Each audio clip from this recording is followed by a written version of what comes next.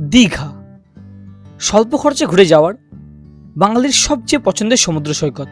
দীঘা আসেনি বা দীঘা আসতে চায় না এমন বাঙালি পাওয়া ভার। তবে আমরা যারা কৃষ্ণনগরের আশেপাশে থাকি আমাদের দীঘা আসাটা একটু চাপের, বিশেষ করে যদি ট্রেনের ভরসায় যেতে হয়। সেই কারণে আজকের এই ভিডিওতে আমি আপনাকে একেবারে স্বল্প খরচে এবং আরামদায়ক জার্নি দেখাবো। আপনারা দিনের সমস্ত কাজ সেরে রাত্রিবেলা বাসে চাপবেন এবং সারা রাত আরামদায়কভাবে ঘুমিয়ে প্রথম সকালে নেমে পড়বেন এই দীঘা।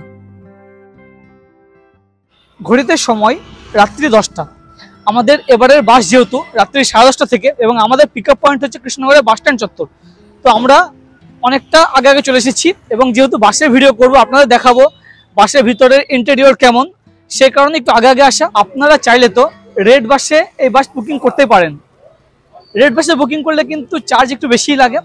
যদি আপনারা এই কাউন্টার থেকে বুকিং করেন, দেখুন নম্বর দেওয়া রয়েছে এখানে, এই নম্বরে যদি আপনারা বুকিং করেন সেক্ষেত্রে কিন্তু রেড বাসের চেয়ে আপনার প্রায় 100 টাকা সাশ্রয় হবে। এবং এই হচ্ছে এনাদের বুকিং কাউন্টার।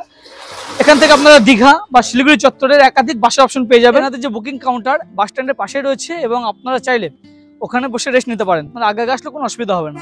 ঘড়িতে সময় 10টা 10। হাতে যেহেতু অনেকটা সময় আছে সেই কারণে বাস স্ট্যান্ডের পাশে রয়েছে পেলেগিলি একটি ক্যাফে এবং ক্রিসপি চিকেন এখানে পাওয়া যায়। তো এখানে বসে একটু সময়টা অতিবাহিত করবো আমরা। ভিতরে অনেকটা ডেকোরেশনটা এই দেখুন, খুব সুন্দর ডেকোরেশন রয়েছে সামনে এবং ভিতরে এরকম পরিকাঠামো ছোট্ট একটি জায়গার মধ্যে বেশ সুন্দর ডেকোরেশন। অলরেডি রাকেশ বসে গেছে, এখানে বসে বেশ খানিকটা সময় অতিবাহিত করাই যায়। মাটির ভাড়ার চা 10 টাকা, ভালোই বানিয়েছে। এখানে কিন্তু KFC চিকেনও পাওয়া যায়। আপনারা যদি মনে করেন যে এখানে এসে একটু সময় অতিবাহিত করবেন, চার সঙ্গে আড্ডা দেবেন, চিকেন খাবেন, আসতে পারেন একেবারে কৃষ্ণনগর বাস স্ট্যান্ডের পাশে। ঘড়িতে জানান দিচ্ছে সময় রাত্রি 10টা বেজে 30 মিনিট। কৃষ্ণনগরের বাস স্ট্যান্ডের পাশে কাউন্টারের সামনে দ্য জয়রাইড বাস এসে পৌঁছে গেল।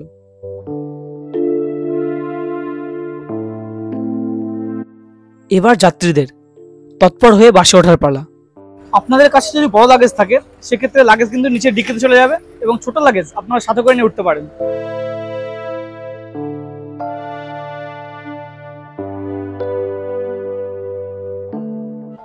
কৃষ্ণনগর বাস স্ট্যান্ড থেকে বাস ছাড়ার পরে এসে দাঁড়িয়ে গেল শঙ্করদার হোটেলে। মিনিট 10-এর মধ্যে কিন্তু এই শঙ্করদার হোটেল। তো এখানে বাস দাঁড়িয়ে গেল, এখানে 20 মিনিট সময় দেবে। আপনারা চাইলে এখান থেকে টয়লেট এবং রাত্রে খাবার সেরে নিতে পারেন। বাসটি যেহেতু করিমপুরের ইসলামপুর থেকে আসছে সেই কারণে রানিংয়ে বাসের ইন্টেরিয়র আপনাকে দেখানো হয়নি। এবার চলুন, বাস থেমে আছে, এখানে ইন্টেরিয়রটা দেখে নিই। এ হচ্ছে উঠে যাওয়ার পরে পাইলট কেবিন। এখান থেকে বাইরের ভিউটা অনেকটা এরকম। শুরুতেই বলি বাসের মধ্যে রয়েছে ফ্রি ওয়াইফাই। আপনারা অবশ্যই যদি মনে করেন যে পাসওয়ার্ড চেয়ে নেবেন কন্ট্রাক্টের সঙ্গে চেয়ে নিতে পারেন। পাইলট কেবিন থেকে প্যাসেঞ্জার কেবিনে ঢুকলে ভাইবটি একটু অন্যরকম, একেবারে রিল্যাক্স ভাব। বাসের ইন্টেরিয়রটা বেশ সুন্দর এবং ইন্টেরিয়রটা অনেকটা এরকম।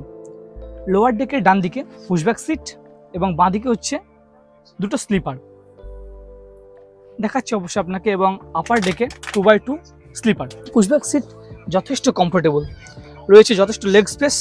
এপাশে একটি বটল হোল্ডার রয়েছে, এপাশে ম্যাগাজিন হোল্ডার রয়েছে এবং এসি ভেন্ট আছে। এপাশে আছে এসি ভেন্ট, দুটো আলাদা সিটের জন্য আলাদা এসি ভেন্ট। এবং সিটের পাশে আছে, আমি দেখিয়ে দিচ্ছি, এই হচ্ছে আপনার চার্জিং প্লাগ। এবং দেখুন যথেষ্ট লেগ স্পেস আছে, অসুবিধা নেই, বেশ কমফোর্টেবল, মানে সিটটি যথেষ্ট কমফোর্টেবল। যেহেতু রাত্রের জার্নি এবং একটু কমফোর্টেবল জার্নি করতে চাই সেই কারণে আমরা বেছে নিয়েছি স্লিপার। এ হচ্ছে লোয়ার ডেকের স্লিপার, আপনারা বসেও থাকতে পারেন, বেশ কমফোর্টেবল থাকবেন এবং যথেষ্ট স্পঞ্জ রয়েছে, দেওয়া রয়েছে একাধিক বালিশ। আচ্ছা, ব্ল্যাঙ্কেট দিয়ে দিয়েছে। এপাশে আছে এসি ভেন্ট এবং এপাশে আছে চার্জিং প্লাগ এবং এখানে আপনাদের জুতো রাখার জায়গা এবং বটল হোল্ডার। লোয়ার বার্থের স্লিপারের জার্নির এক্সপিরিয়েন্স অবশ্যই কাল সকালে আপনার সঙ্গে শেয়ার করব। লোয়ার বার্থের স্লিপার তো আপনাকে দেখালাম, এবার আপার ডেক বা আপার বার্থের স্লিপারটা একটু দেখিয়ে নিই। এ হচ্ছে 2x2 স্লিপার। এ দেখুন পিছনে হেলান দেওয়ার জন্য বন্দোবস্ত রয়েছে, বালিশের বন্দোবস্ত রয়েছে, আছে একাধিক চার্জিং প্লাগ, এপাশে একাধিক এসি ভেন্ট, জুতো রাখার জায়গা, বটল হোল্ডার।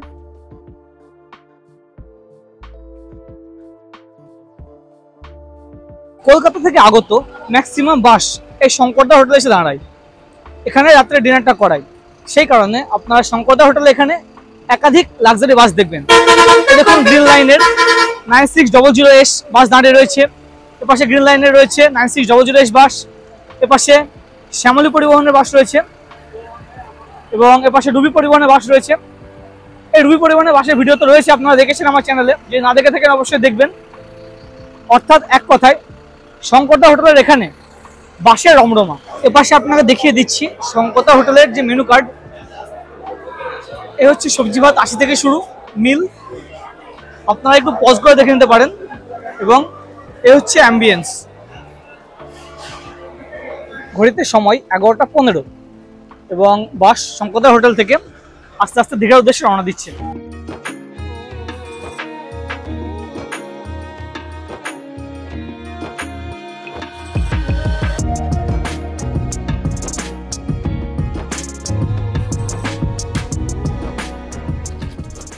কৃষ্ণনগরে শঙ্করদা হোটেল থেকে যাত্রা শুরু করে বাসে দেওয়া হলো জল, কি এটা, আচ্ছা লোটাস অ্যাকোয়ার জল এবং 1 পিস করে বিস্কিট ম্যালকিসের। এই রাত্রের গাড়ি চুজ করার আপনাদের সকলেরই উদ্দেশ্য হচ্ছে রাত্রিবেলা রেস্ট নিতে নিতে যাওয়া এবং একটু ঘুমানো। সেই কারণে কিন্তু বাসের ভিতরে লাইট মোটামুটি অফ। এবার রেস্ট নেওয়ার পালা, আপনারা নিঃসন্দেহে ঘুমিয়ে যেতে পারেন, আমরাও একটু রেস্ট নেব। এবার চলুন আমাদের এবারের বাস দ্য জয় রাইডের রুটটি আপনাকে বলি। কৃষ্ণনগর থেকে ছেড়ে যাওয়ার পরে রানাঘাট, চাকদা, বারাসাত, কলকাতা হয়ে পৌঁছে যাবে আমাদের বাস দীঘা। ঘড়িতে সময় এখন ভোর 2:15 এবং কৃষ্ণনগর থেকে প্রায় 120 কিলোমিটার যাত্রা করে আমরা এসে পৌঁছে গেলাম ধর্মতলা। দিনের বেলা আসলে ধর্মতলার এমন রূপ কিন্তু সচরাচর দেখা যায় না, মনে হচ্ছে পুরো নিস্তব্ধ জায়গা। ভোরবেলা বলেই বোধহয় এমনটা, পুরো শান্ত পরিবেশ। কলকাতা ধর্মতলাতে মিনিট 5 দাঁড়িয়ে আমাদের বাস আবারও রওনা দিল দীঘার উদ্দেশ্যে। ধর্মতলা থেকে ছেড়ে গিয়ে বাস আবারও দাঁড়াবে কোলাঘাটে।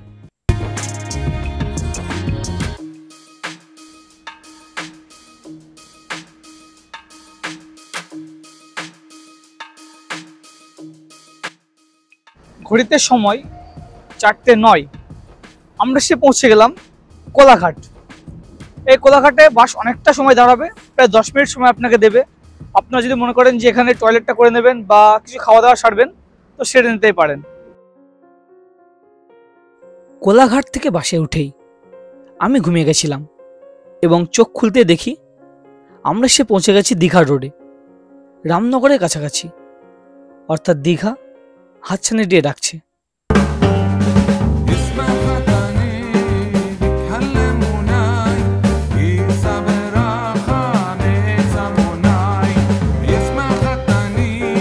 দাদা আসছি।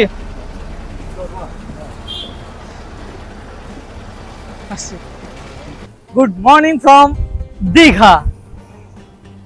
কৃষ্ণনগর থেকে প্রায় 290 কিলোমিটার যাত্রা করে ঠিক সকাল 7টায় আমরা পৌঁছে গেলাম দীঘা। তো এই বাসের কতগুলি ভালো দিক রয়েছে, যেমন আমরা লোয়ার ডেকের স্লিপারে এসেছি, জার্নি বুঝতে পারেননি। আপনারা কৃষ্ণনগর থেকে উঠবেন এবং কৃষ্ণনগর থেকে খাওয়া দাওয়া করে উঠবেন, এক ঘুমে আপনারা কিন্তু দীঘা পৌঁছে যাবেন। সারা রাত্রি স্মুথ জার্নি। আর জায়গায় জায়গায় দাঁড়াবে, আমি দেখিয়েছি কোথায় দাঁড়াচ্ছে টয়লেটের জন্য, নিশ্চয়ই আপনারা দেখেছেন। আপনারা যদি এই বাসে আসেন বেশ কমফোর্টেবল আসবেন। এবং বাসের স্টাফের বিহেভিয়ার পুরো এ ক্লাস বিহেভিয়ার, সবার দারুণ আতিথেয়তা। বিশেষ করে ড্রাইভার দারুণ মাখনের মতো চালিয়ে নিয়ে এসছে, স্মুথ ড্রাইভিং যাকে বলে। মোটের উপরে মাত্র 550 টাকায় কৃষ্ণনগর থেকে দীঘা আপনারা আসতেই পারেন। অ্যাকচুয়ালি আমরা জেনারা কৃষ্ণনগর থেকে সারাউন্ডিংয়ে থাকি, আমাদের কিন্তু দীঘা আসাতে একটু চাপের হয়ে যায়, বিশেষ করে ট্রেনে আসলে। কারণ হাওড়া থেকে সকাল 6:35 তাম্রলিপ্ত বা বিকেল 3:05 কান্ডারি, দুটো ট্রেনে ধরার জন্য কিন্তু আমাদের অনেকটা হ্যাপা। তো সেই কারণে আপনারা যদি মনে করেন উইকেন্ডে দীঘা আসবেন, এই বাসটা চুজ করতে পারেন। সারা রাত্রিবেলা স্মুথ চলে আসবেন ঘুমিয়ে, কোনো সমস্যা নেই। যেটি বলার, এই বাসের সিটের কেমন কি প্রাইস, আপনারা যদি রেড বাসের টিকিট বুক করেন সেক্ষেত্রে কিন্তু পুশব্যাক সিটের 650, লোয়ার ডেকের স্লিপারে 750, আপার ডেকের স্লিপারে হচ্ছে 700। তবে তবে আমি ভিডিওর শুরুতে যে কাউন্টার দেখিয়েছি, আপনারা যদি এই যে নম্বর ডেসক্রিপশন দিয়ে রাখছি এবং স্ক্রিনে দিয়ে রাখছি, এই নম্বরে যোগাযোগ করেন, দিয়ে টিকিট বুক করেন, সেক্ষেত্রে কিন্তু 100 টাকা স্বাচ্ছন্দ্য হবে। সরাসরি আপনারা পুশব্যাক সিট 550, লোয়ার ডেকের স্লিপার কিন্তু আপনারা 650 এবং আপার ডেকের 600 টাকায় পেয়ে যাবেন।